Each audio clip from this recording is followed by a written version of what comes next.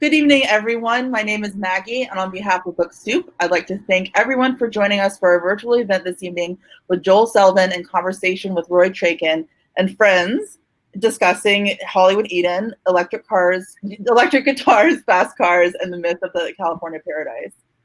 We're so excited and grateful that our bookstore can continue to bring authors and their works to our community during this time.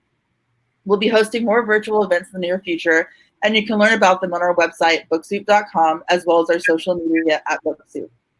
Our next event is on Friday, May 14th with Nora Zelavansky and Nicola Kraus discussing competitive grieving. To submit a question during the event, please use the Ask a Question button at the bottom of the screen. If you see a question on the list you'd like our speakers to answer, please click the like button. We'll try to answer as many questions as time will allow. Please do not use the sidebar to ask a question. Support our bookstore and our authors and purchase a copy of tonight's featured book. Just click the green purchase button that reads Hollywood Eden directly below the viewer screen. The link will redirect you to our website where you can continue your checkout process. Tonight's books will come with signed book plates while supplies last. We're also selling digital audiobooks and ebooks through Libro FM and Kobo for those who are interested. A little more about Joel, who's the author. Joel is an American San Francisco-based music critic and the author for his weekly column in the San Francisco Chronicle, which ran from 1972 to 2009. Joel has written books covering various aspects of pop music, including the #1 New York Times bestseller, Red, My Uncensored Life in Rock with Sammy Hagar, and has interviewed many musical artists. Joel has published articles in the Rolling Stone, the Los Angeles Times, Billboard, and Melody Maker, and has written liner notes for dozens of recorded albums. He's appeared in documentaries about the rock music scene and occasionally has taken the stage himself as a rock and roll singer. And without further ado, I'm going to turn the camera over to Joel and Roy and friends. Thank you. Hey, thank you, Maggie. Thanks for having us here. Joel, what a pleasure it is to be able to speak to you, albeit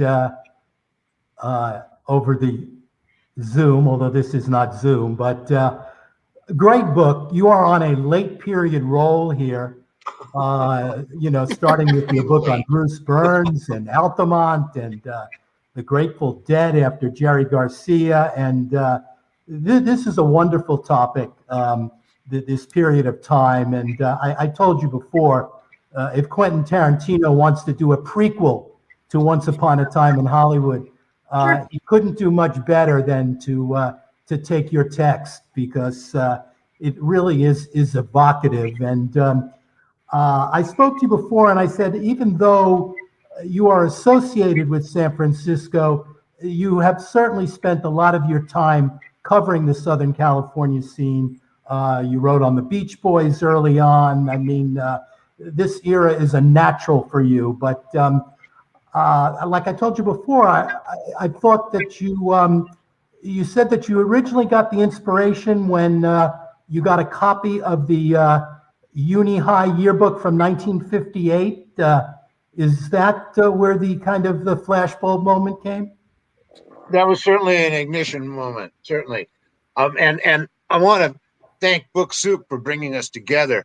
Book Soup is one of the great bookstores in this country, and I understand that they're featuring Hollywood Eden on their front counter currently. So here's to Book Soup. And I'd also like to acknowledge our guests here, Judith Lovejoy. Raise your hand, Judith. And Jill Gibson, who both feature very much in the narrative, and they were there when it happened. So we're definitely we're going to enjoy bringing them into the conversation. The fact is that whole University High thing just triggered something in me, and I saw this story in a moment that all these people went to high school together in the most beautiful time in California's history, on one of the most beautiful pieces of real estate in this extraordinary convergence of time and place, and they all knew each other. It just seemed like, that University High was the Athens of Hollywood for a moment. And Jill's like a couple years behind the class of 58 at University High 1960, right? Yeah. Yeah, and Judith knows all about it because she was a Marymount girl, and that's pretty much the same neighborhood and the same sort of cultural climate. Whereas, like, if you were to go over in 1958 to Fairfax High, where Phil Spector was a student, it's an entirely different culture and climate and demographic. Yeah, it was a pretty privileged existence, huh, Judith? Back then, did you realize how special a time it was? Well, I was, what was I, 16? I'm sure I took it for granted because that's just the way it was. We went to the beach, we played volleyball. It was very important. Very important. And Jill, that's where I met Jill. I met Jill at the beach. On the beach, yeah. State Beach. State Beach. And then we became on the opposite sides of the net playing against each other with Jan and Dean. But it was great fun. We really had a good time. State Beach, as I gather, was like everybody's backyard that lived on the west side. And that was just the place you went to, and you could, smoke cigarettes and play cards and goof around in the water if you wanted. But I don't think that even was necessarily a feature of it. Oh yeah, that was a feature. Water, definitely. Water was, and so was volleyball. Did either of you two surf? And playing cards. Yes, I did. You surfed, Judith? I was a surfer, yeah. Not a board surfer, but I was a body surfer. Yeah. Body surfer, yeah. Joel was saying something about one of the important things about this book was he kind of wanted to bring out the role of the women and what they contributed. You never really got full credit. Wasn't there a time when you and Judith were supposed to be in kind of like a female version of Jan and Dean? Well, yes. As a concept, I never thought of that, but we did sing on songs. I never thought of having a career as Judy and Jill, that's for sure. No. But we sang records, it was all just kind of fun. For Jan, I'm sure it was like, for Jan and Dean, it was a career, but not for me anyway. Well, Phil Spector wanted to record us, and that's how Jan, I don't think that would have ever happened if Phil Spector had not been interested in recording us. What? Yeah, your girlfriend Jan, quite so hot as when some Jan and Lou, that they wouldn't have thought that up had it not been for Phil. Oh yeah, no. Phil Spector. That was all jealousy. Yes, absolutely. You see, Roy, the thing that I got was this so-called California myth. It wasn't a myth to some people; they actually lived that life. I get it. Jill, what was it like for you? I know you were on the shy side. You didn't like to kind of be out front. You didn't like to be judged on your looks. And at that time, it was like California girls. Everyone thought, they were all blonde and willowy and wearing, bikinis. What was it like having that image to live up to at that time? Well, I didn't know there was an image to live up to. I just was who I was. I went to the beach in a bikini. No, it wasn't an image I'm not aware of it being an image to live up to. It was just what it was. It's all in hindsight, you can say that, but at the time, it was just get to the beach on the weekends and, swim and surf and play cards. We played a lot of cards on the beach. What kind of cards? Canasta? Hearts, bridge. No, canasta. No. Gin, hearts, and bridge. Gin, hearts, and bridge. What one of the things from Joel's book that astounded me was that even in the midst of being perhaps the most popular singing group in America, Jan was still studying to be a doctor. Yeah. Dean was studying architecture, graphic design at Santa Monica College.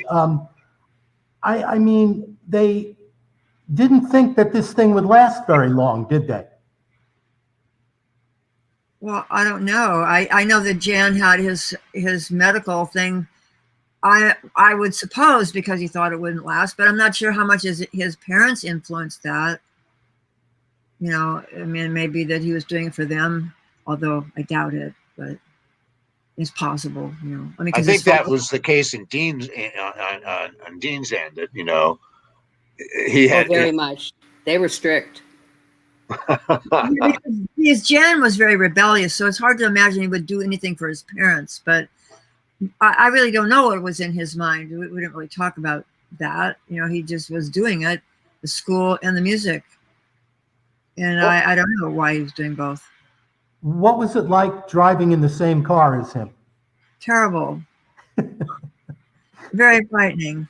I mean, not all the time, but I had a near-death experience once with him, and after that I wouldn't get in the car with him. And when he did a show at the Hollywood Bowl, I don't remember what the date was or anything, but I remember that time, and I wouldn't go with him, and so Elmer Valentine took me.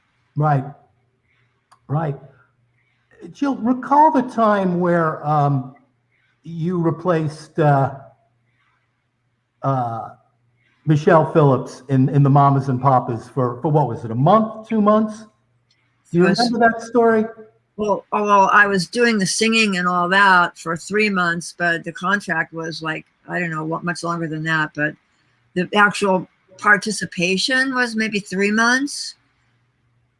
And I mean, I don't know, you were asking me a very broad question. I mean, recall the time. There was a lot of different events that happened.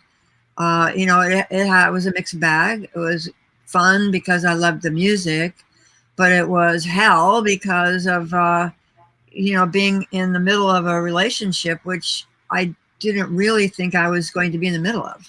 That's what John assured me of. And that's not how it turned out. So, it was both. It was fun and it wasn't fun. It was, you got put in the middle, correct? Yeah, I really was in the middle. Yeah. Joel, weigh in on Jill and Judy here.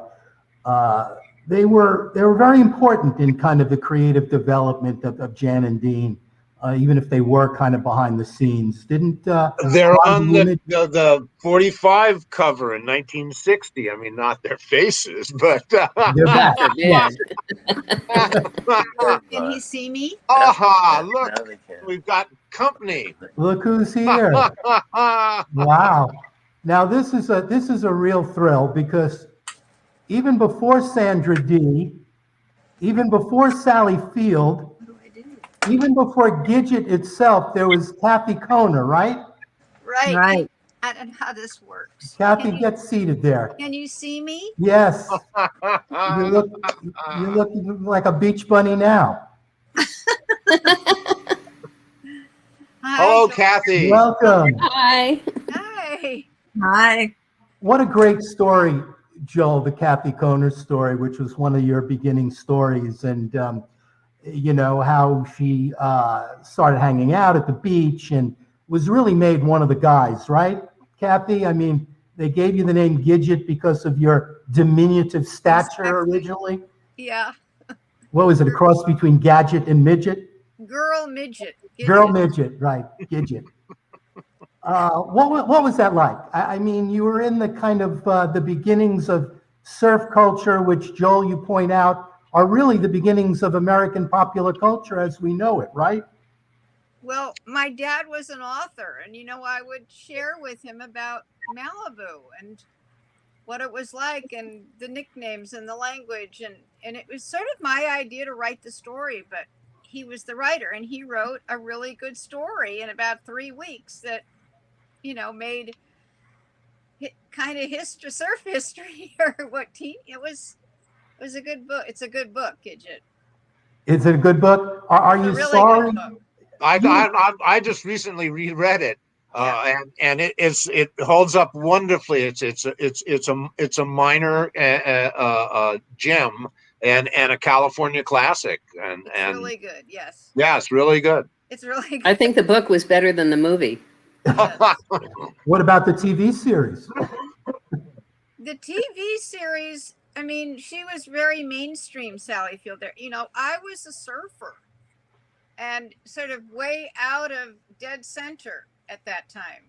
And I thought Sally Field, that was more portrayed as, in the middle of things. She was in the school newspaper, and not like me.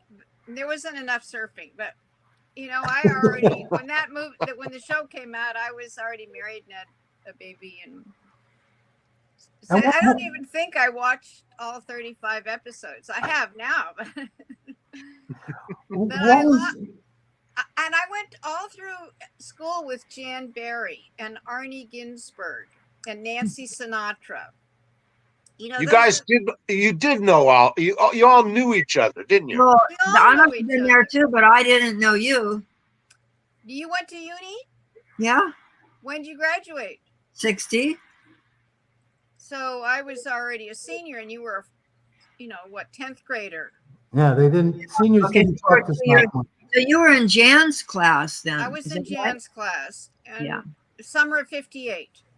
And my sister was in that class. What's your sister? Oh, Jane Johnson. Well, Jane Gibson. Of course, I knew Jane. Yes, tall girl. Of course. It's a University High reunions, Joel. Yes. Yeah, I know. It's like Jewish geography back in the East. Roy, back in 1958, Los Angeles was still a small town. I get it. I get it. It was. What was it like, Kathy? Now you're Jewish, right? Gidget is Jewish, correct? Gidget is Jewish. Gidget is Jewish, and now you're married to someone Zuckerman. Marvin Zuckerman. Jewish. Yeah, I have a Zuckerman in my roots too. My mother's side is Zuckerman. That's a classic Jewish name. So, how's your sister, Jill? Oh, she's great. She's living in Nevada. She's coming to visit me in June. Can't wait. Yes, yeah, I know. She's a travel agent. She's done that since she was very young. Oh, wow. That was my father's business, and then she went into that. And yeah, she's great. That's Jill, good. Send her my best, please. I will. Yeah. Jill, was Jan Barry the love of your life ultimately? That's hard to say. I'd say no. The breakup was not amicable, was it? Well, no, but I mean, we were friendly after that because he wanted to get back together, but I didn't, and so I mean, and then pretty next thing I know, he had the accident. So there was only about 4 months between the time I left him and the time that he had his accident. And during that time, he was trying to get back together, and we were talking, and I would go up into his house, and we whatever, we'd get together and talk. But I never had the intention of getting back with him, and I think he was hopeful, and so and then he had his accident, so that all ended. You sat vigil for him in the hospital with his parents and your parents, correct? Oh yeah. That's why again, I took up smoking. Lou Adler was there all the time. I find that amazing, Jill. That first of all, that he was that soulful a guy, but also he had a lot going on. He had a #1 hit. He had a hot group. He was selling his record label and making himself a millionaire for the first time. But he was there almost every day, you said. Well, I don't know about every day, but he was there a lot. And he would bring, the Laurel and Hardy movies. I mean, I think it took a minute for Jan to, come back enough that he could see the movies and recognize or hopefully recognize Laurel. I mean, that was Lou's way of trying to bring Jan back. Then he knew that he loved Laurel and Hardy. So he'd go into the room, Jan's hospital room, and then there was a blank wall there, and he'd show the films on the wall. And he did it a lot. Yeah, he was there a lot, but not every day. Judith, Joel, have you had reviews on your book? Your book is great. It's great. I love it. Thank you, Kathy. Yes. People seem to be very well pleased with it. I'm happy to say. And also, I'm also happy to say that the people who were there whose lives I've made account of here tell me that it's accurate and it reminds them of how they were. So that's important. Definitely. Judith, you went out with Dean for a long time, right? I mean, you and Dean and Jill and Jan would double date, would spend time together. We didn't double date a lot. We played cards. You played cards. We played cards, and we didn't go out and about, if I remember right. We stayed home. We played cards. We played music. We didn't charades. A lot of charades. At least I remember charades. Yeah. What? So you were close with Dean. Joel recounts the story of Frank Sinatra Jr.'s kidnapping. Oh, yes. Dean was one of Dean's friends. Was what was it? Barry Keenan. Barry Keenan, yeah. Was he a high school classmate of Dean's? I think a lot of people know Barry here tonight. Yeah, he was. Yes, we all do. Yes. I think Everyone knows Barry. Is he still doing time for that? No, he was. No. No. Oh no. There was He didn't even do much time at all, Roy.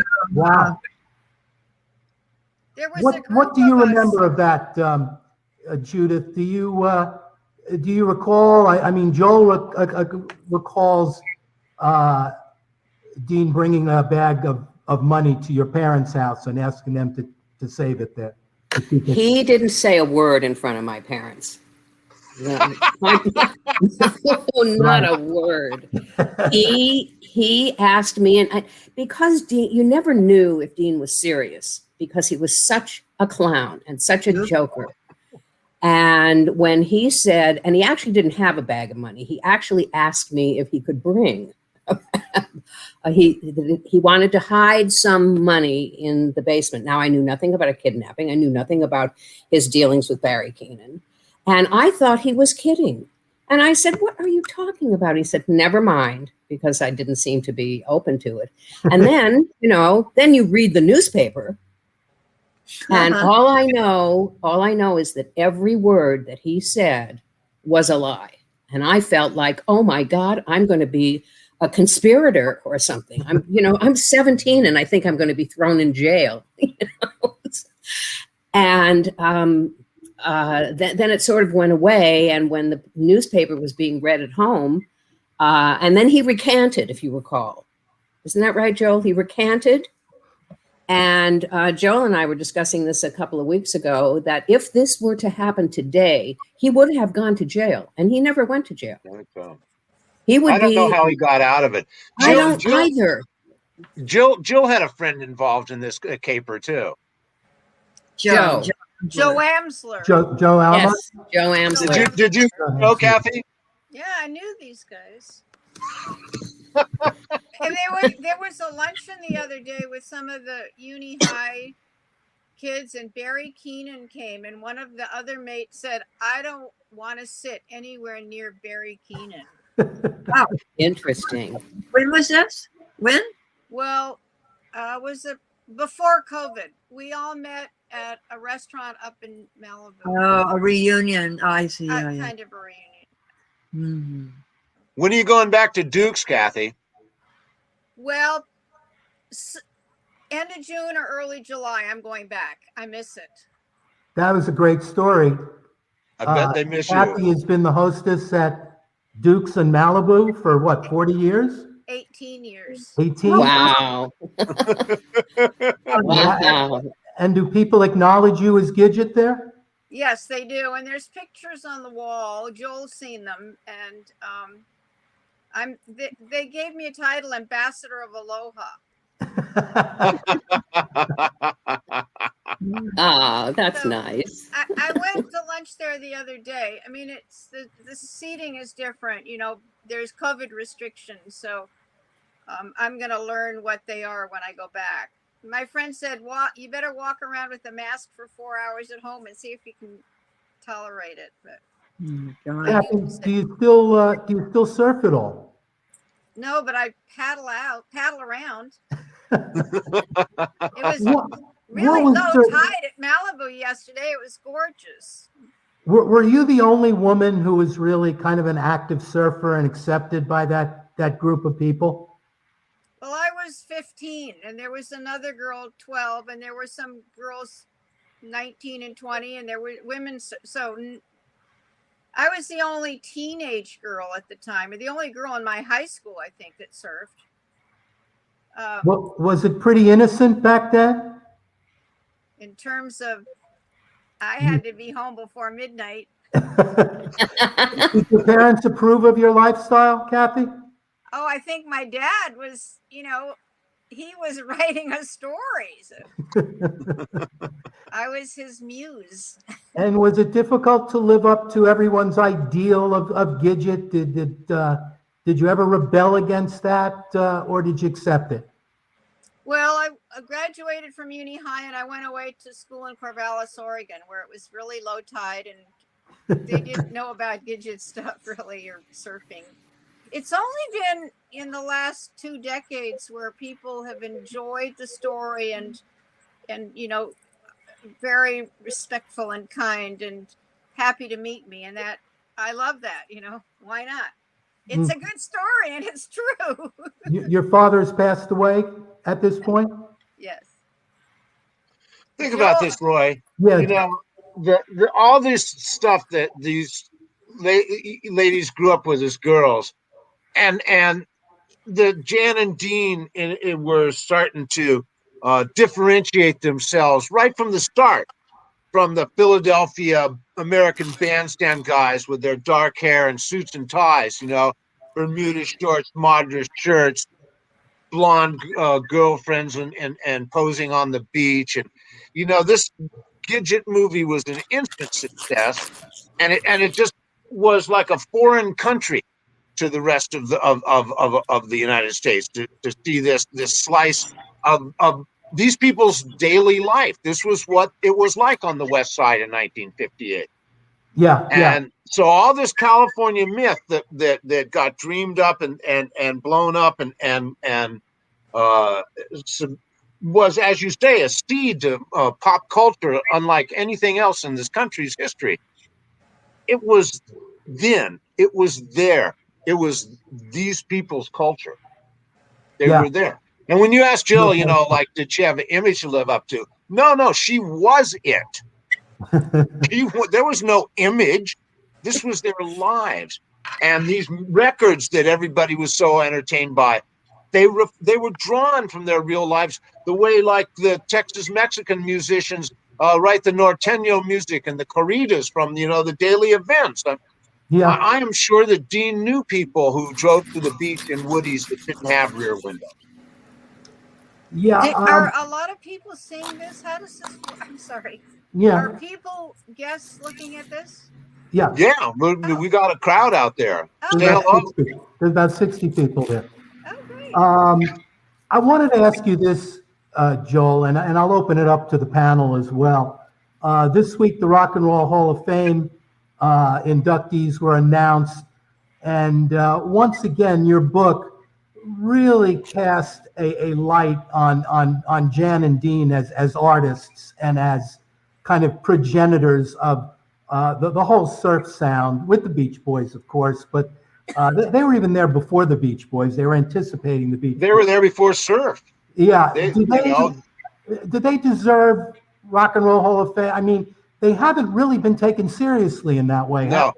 The Jan and Dean are largely seen as Beach Boy imitators rather than the other way around, which is what it was. The Beach Boys were Jan and Dean imitators.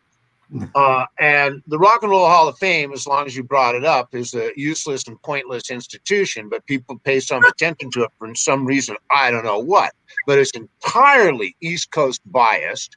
And Bruce Johnston is not in the Rock and Roll Hall of Fame either. He's not included as a Beach Boy.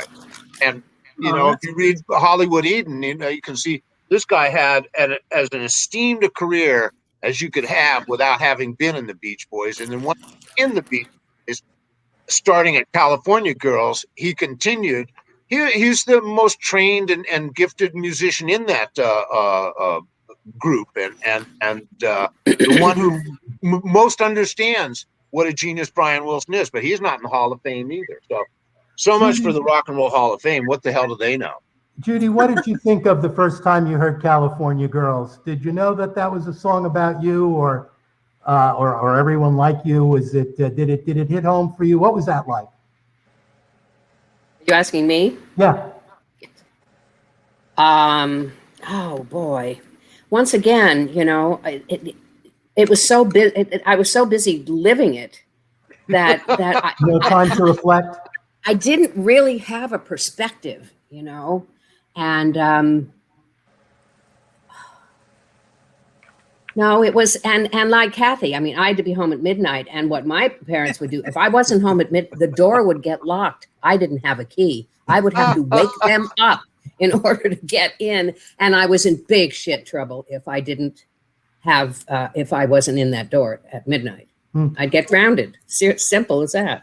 Well, what about you, Jill? Did you grow up in a permissive household, or were your parents strict? No, I would say I grew up in a very authoritarian household. You too. So I kind of just went around everything to get my way, and left as soon as possible, which was when I went to school at USC. That's where Judy went to school too. We both went off to USC. Any regrets, Jill, from your life? Are there things that you're sorry or you second guess about relationships or the road that you chose? No, no, I have little regrets, but I mean nothing major. Like I did stupid things, but things that I didn't know. But things turned out really well for Jill. You know, she's a brilliant and gifted artist. She's got a wonderful son and an incredible granddaughter. She lives in a beautiful place up in Northern California. I don't see any reason for regrets, Jill. Were you photographed a lot of that time, right, Jill? I mean, you were at Monterey as well. Yeah, you were one of the only photographers there. Right, and one of the regrets I was thinking about was that I sold my Jimi Hendrix photo when he was lighting the fire. You know, little regrets like that. You know, like I sold it because I sold the original, but not knowing you don't do that. You sell copies or, things like that. But I mean, in the course of my life, I love my life. What about with Jan? Did you, after the accident, did you have much contact with him? Yeah, quite a bit. Yeah, for many, many months. In fact, it's one of the reasons I left LA, because it was just really heavy. Because I started going with Lou, and Jan was trying to get back to finding out who he was, who he had been, and what he wanted to be, and which was a singer again and write music. So he was looking to Lou. He was looking to me to find out our history and what was going on there. And then he was looking to Lou for, a future career. And so he was looking for both of us, and Lou and I were together. So, at my house, he would come to my house. His brother Kenny would bring him many places when he couldn't drive. So it just went on. It went on for, I think, a couple of years. And then it was absolutely not the only reason, but one of the reasons why I left LA. Many things were going wrong in LA. Joel seems to, he ended the book, and I told Joel this, I thought he ended the book in a very strange place with Jan kind of just waking up and lying about whether he recognized someone. He was not the same after the accident mentally, right? I mean, that's what Joel said. Is that correct, Jill? Not at all. And as a matter of fact, he turned into something like an angel. It was just the most bizarre thing. I mean, this was not immediate. This was after maybe a half a year or something. He'd been doing some therapies, but when I would talk to him, it was like he was just all goodness and open, and I mean, it was just like a completely different person. And I remember looking at his hand, and you know how people have lifelines and heart lines and things, and I'm not into that so much, but I mean, I knew about it, and I looked at his hand, and it was completely chaotic. There wasn't a lifeline, there wasn't a heart line, there was no specific line in his hand, and I always wondered, gosh, did that happen after the accident, or was it always like that? He was just very different, completely a different person. And then, of course, over the years, he may have picked up. I mean, he did have that drive. He had that innate drive to succeed. That never went away. But in terms of his personality, it was completely different. What about Dean, Judith? Have you stayed in touch with him over the years as well? No, Not at no. all. No, after, well, it started with the Frank Sinatra Jr. kidnapping episode really turned me off. I can imagine. You can imagine, because I really knew that in the real world, I could have been an accomplice of some kind or whatever, that when you're associated with a crime. And I didn't appreciate being brought in any way to that. I was terribly paranoid. And then, as I say, Jill and I went off to USC and lasted, what, a semester? One semester. Or two? No, I don't one semester. And I was sad about it. I had wished that Dean, in a way, would have been a different person, but he didn't have the depth that Jan had. Dean was a very sort of surface person. I don't really know any other way of putting it. He wasn't a deep guy. I mean, for instance, he thought it was really funny on my 18th birthday, and we were supposed to go out to some dinner and whatever. I get all dressed up, and he arrives in his Corvette, and we're driving along, and he hands me a brown paper bag with a sandwich in it. And he just thought that was hilarious. I, of course, burst into tears. Oh, boy. But that's who he was. He was just an absolute, you know this, Jill. I mean, he was just a clown all the time, and you thought, is there anybody else? Is there anybody else in there? He was always a clown, and I think he thought of himself as a clown. Yeah, And then there was Joel. There he was, New Year's Eve, singing with Mike Love at Mar-a-Lago. You just did that, right? Kathy, you holding up all right? Yeah, I get like wheezy. I know you were worried about that. I wanted to check in. I don't know who this gentleman is that's talking. Are you the moderator? Roy, yeah, he's the moderator. Roy, I'm moderating. What should I moderate? Roy, Kathy, Roy. Roy's at Book Soup. Are you at Book Soup? No, we're in our own individual silos. Roy's a variety columnist. Oh, variety. Yeah. I love I love your story though, Kathy. I mean, did you ever end up meeting Sandra Dee or Sally Field? Yes. What did you think of their interpretations? I mean, they were entirely different from what you were. Well, Sandra, I was at the set when Sandra Dee was filming the show, and then I went to her sort of graduation when she really didn't she got a diploma. She was schooled, I think, on the set.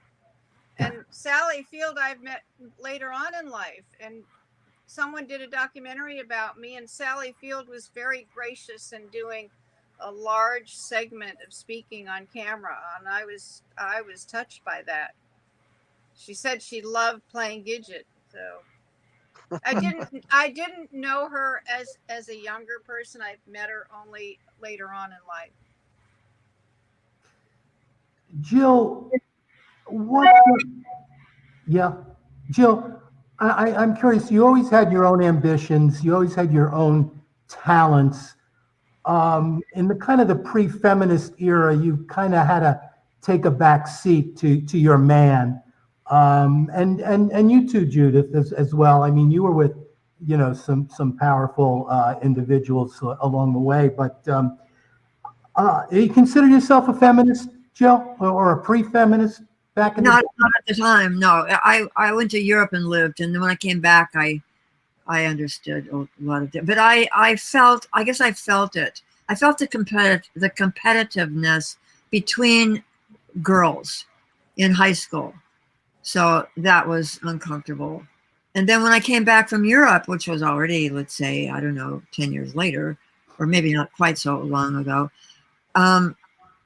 it had changed. It had changed in that interim, where the feminism had been written about, artists had come out and talked about it, and that's when I was so happy to see that.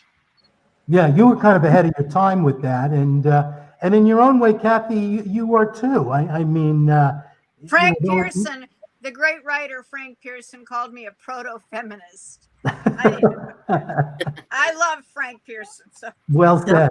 Well said. Well, you broke the boys club barrier out there at Malibu, and those were some real boys too, weren't they? Those weren't the good kids.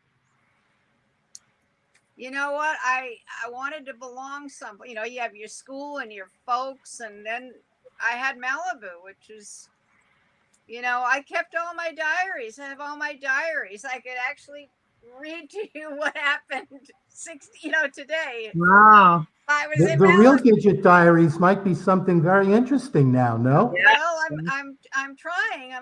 I have a co-writer, Ken Lezebnik, and we're gonna see if we can get those published. They're fun. I mean, Gidget and Jan and Dean as well, they have really endured as pop cultural symbols. I mean, it seems now so far away. I mean, it's what, 60 years ago now? More, right? 60, 70 years ago. But it's still, you made it come alive, Joel. You really made it. How did you get the idea? And I was immediately hooked by the opening scene where they're in the shower at Uni High singing the doo-wop, well, not doo-wop at the time, but later called doo-wop, but, you know, street corner crooning. How did you come up with that? I mean, that's a figment of your imagination, yes? No, that happened. Yeah, that's Well, a scene. There was You know, snapping towels in the Uni High boys' locker room.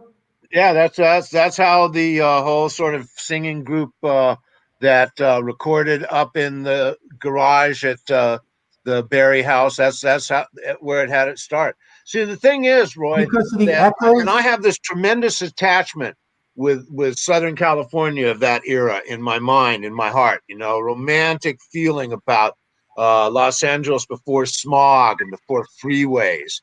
I'm told that the intersection of Sunset and Sepulveda in 1958 was a four-way stop sign with crops growing on each corner.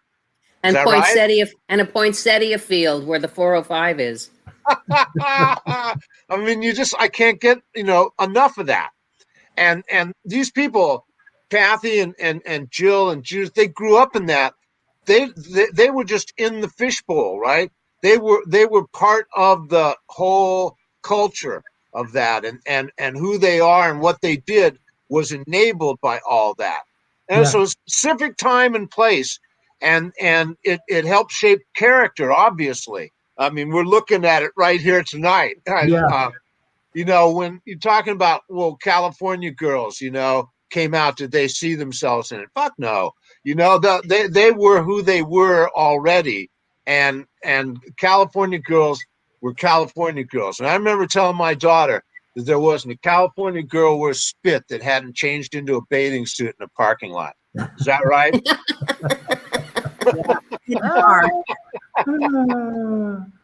What a good one, man.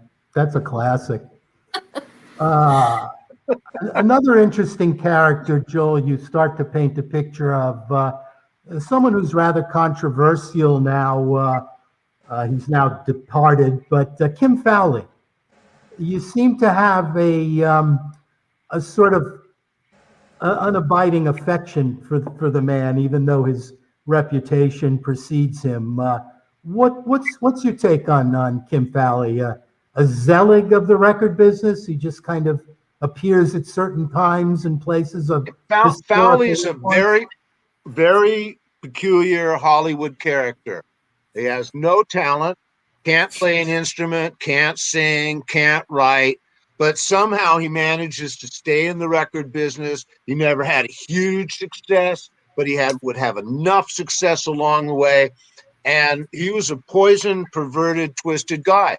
And if you're a writer, you just beg for characters like that because they move things along. They create adversity. They create dialogue, all kinds of stuff. Now, Kathy, did you know Kim at Yeah, he was uni? really nice. I liked him. And then later on in life, my son lived next door to Chris Darrow, Oh, who's a good friend of Kim. yes. Fowley. Chris not alive anymore. I mean, Kim could be very charming in a reptilian sort of way. Yeah, he was tall. He was a big kahuna. He was you know? tall. And Michael Tall, Shannon did a skinny. great job playing him in The Runaways. I mean, brilliant. He was tall. He was skinny. angry. He'd had polio as a kid, so he was what Lord Buckley would say. He was that kitty with the bent frame. And he had the pole, right. He had that horrible posture.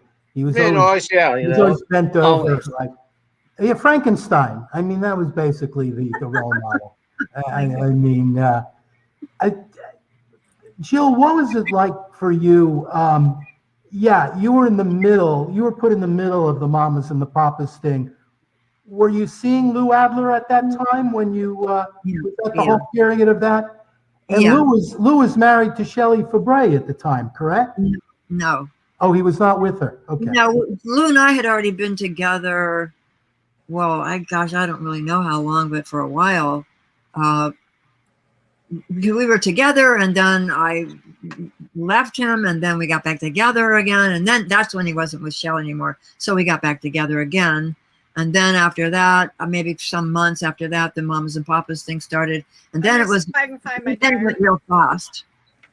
Then the whole thing went real fast. We went to New York and then we went to Europe to rehearse for the shows, and just went real fast from there.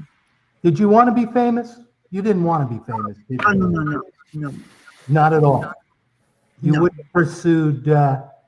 Well, I mean, everyone wants to be known for their work, Right. So yes, but famous. I mean, what is that anyway? I don't know. No, famous. No, actually, famous. Fame. When you look at singers and actors, fame looks like a nightmare.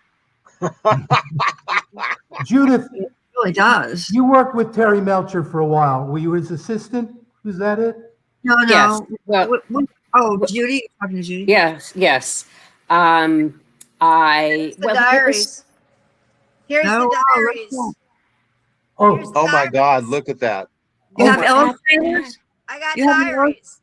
You have great. diaries. Do you mind reading from one? Kathy, are they illustrated? No. Oh, you need an illustrator. Maybe get Dean for that. Doesn't he do graphic design? Get him working. Oh my God. Did you ever meet Manson? Here, I'll read it to you. Go ahead. Well, I mean, I just don't know where. Let me tell you, I woke up at 12 o'clock and the weather was just beautiful. Mommy, Daddy, and I went to the beach. Boy, you should have seen the South Swell running. State Beach was about 6 feet and Malibu was about 4. When I came down, everyone was there except Jensen, Jesse, and Hurst. It was fun anyway. All of a sudden, who should come down but Bill? And that was the love interest. So I got it all. Gidget's Secret Diaries. What you didn't know. I love it. Let me see what I did May 12th. Yeah, go back to May 12th. I love the covers of the diaries. They're sort of just geared for 14-year-old girl, right? Those should be in the Smithsonian, Joel. There's Come nothing on. on May 12th. Seriously. That's I always went hilarious. to the beach.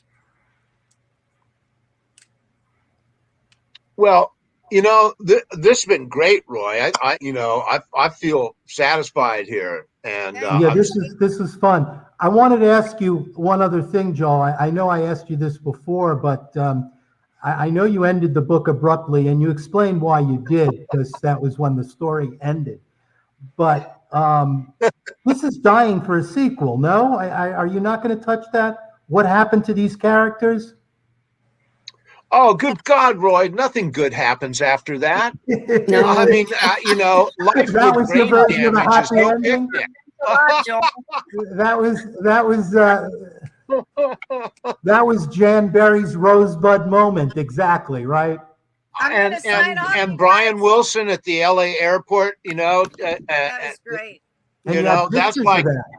see you later, Brian, Bye, guys. Thank you. Gidget, so much. It was Thank great. you. Kathy, We'll see you thank at you. Duke's, I got the truth.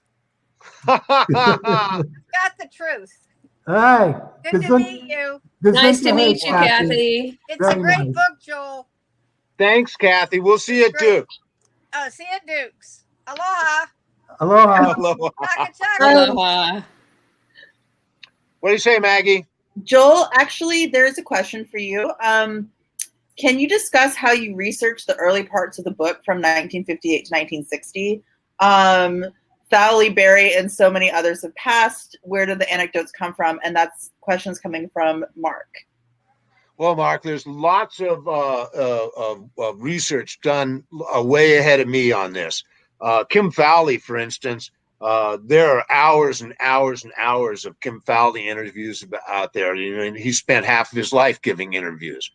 And the accounts of that in a variety of places, different oral histories, and then what was really great. I fessed up to you about this, Jill. Is I found a website that was for some uni high class reunion, and it had a bunch of email addresses on it. Now it was 10, 15 years old, something like that. But a lot of the email addresses were real good. So I emailed like 24 people of the Warriors class, right? What class were you, Jill? Do you remember? Yeah, well, they all had some kind of name, right? The Warriors one year and there's something else the next year, the Vagabonds, and anyway. So I got these guys on email, and they were surprised to be asked about their high school days, but they all remembered them really well. They all remembered that they went to school with Nancy Sinatra. Who couldn't? Were you girls friendly with Nancy? Did you know her? I didn't know her. I don't think I ever saw her. No, Jill? Yes, Judith, you did. Yes, you did. At Jan's memorial. Don't you remember? Well, no, what he's talking about in school, aren't you? Yeah. Oh, in school. Oh, okay. Okay. Yeah. We have another question. Oh, sorry. She was a well-known member of the social club there? The class and everything. She was very active. Yeah, you said that. Belonged to one of the social clubs, was on the proper dress board, and did some singing, and I mean, she's all over the yearbook. Great. One more question from the audience from Thomas Price. For all of you, thoughts on the made-for-TV film Dead Man's Curve? Oh, God. What's the question? What was that? Yeah, tell us what you thought of the TV movie Dead Man's Curve. Oh, I didn't like it. I didn't either. I saw there was a Stealing Frank Sinatra Jr. movie too. I don't think that ever got made. I never heard in IMDb. No, I don't remember that. I never heard that. With Barry Keenan played by an actor, and who was the other one? John Irwin, the gangster who did all the go-betweens. Did not know that. Stealing Sinatra, I think it was called. Well, I think that's the article that in the Washington Post, and I think that got purchased but never made into a movie. Oh, really? Okay. Yeah. Stealing Sinatra. Yeah. It had a cast. Yeah, it's a very, very funny article, I must say.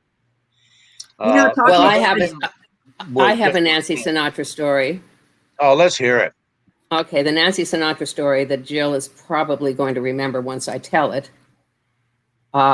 We went to the memorial for Jan. It was at the Whiskey, wasn't it, Jill? Yeah. Roxy, sorry. Was it the Roxy? I thought it was at the Whiskey. Whatever. So Roxy, you're right. It was at the Roxy because they're on the rocks at the top. Okay, Yeah. so the room was kind of full, Dean was on the bandstand playing a lot of Beach Boys songs. I didn't even speak to him. Jill and I were, and Jane, and Mattia, and Jill's son, and his then girlfriend, now wife. And we're by the front door at the end of the bar. I wanted a quick exit if I needed it. So I'm sitting in a bar stool, Jill's standing next to me, and in the door behind us, a little bit behind us, in the door comes Nancy Sinatra in a Hawaiian shirt and two cameramen, full makeup, wanting to make an event out of it. And it really didn't sit well with me at all. You know, I mean, trying to turn Jan's memorial into something about her. I'm sorry, was not okay. So she doesn't have a lot of opportunities these days. She left. No, she ended up leaving. She didn't. Yeah. She read the room and didn't like it. In the event, she just used the event and that left. Well, you know, she's. I never saw that actually. I'm not sure. I might have been upstairs on the rocks or something, but I don't remember ever seeing that. And my sister Jane told me she saw it. But then it was Jane that I was standing with, not you. Okay. So, okay. But anyway, that happened. And I thought it was very tacky myself. Well, we're corrected, by the way, or I'm corrected. I love that. I'm trying to share the blame here. That they did make that movie, Stealing Sinatra, and the chairman of propaganda, Bob Merlis, says it's actually pretty good. So how could I see that? I'd love to see that. It had a pretty good cast, I recognized. TubiTV.com. Yeah. I don't know what that is, but yeah, John Fitzgerald here posted a link. I love our audience. We're right on top of it. What's the link? I'm taking a photograph. Hold on. I gotta get my screenshot. Joel, what's next for you? It's about time. So if there's any closing remarks, please make them now. And if you have any other questions from the audience, please ask them, audience. I just want to ask Joel, what's next for you, Joel? Well, you know, I'm not really sure. I'm having so much fun with this book right now. I definitely want to write another one. That's good to hear, old man. Keep busy. This is great. And Judith, Jill, thank you so much. Joel. You made it really special. Thank you. Pleasure. Well, I'm grateful that you put that whole era together for us, for me anyway, Joel, because it's fantastic. Thank you, Jill. And thank you, Maggie. Thank you, Maggie. Thanks, Maggie. That's a wrap on our presentation. Thank you to our guests and to all of you who tuned in this evening. We greatly appreciate everyone's time and your support of independent bookstores. I know the book is available on Amazon Prime, but please buy it from Book Soup. Support our bookstore and our authors. Purchase a copy of tonight's featured book. Just click on the green purchase button that reads Hollywood Eden directly below the viewer screen. So if you just go on your screen and look for that bright turquoisey box that says purchase Hollywood Eden, it will take you to our website where you can finish buying the book. Remember that these will come with book plates while supplies last, so they'll come with signed book plates. If you'd like regular updates on our upcoming events, please make sure to follow us on Crowdcast and subscribe to our newsletter. Please, please, please support your local bookstores. We really need you during this time. Have a great evening and stay safe, everyone. Thank you. Thanks, Maggie. Thank you. Bye. Thank you. Bye, everybody.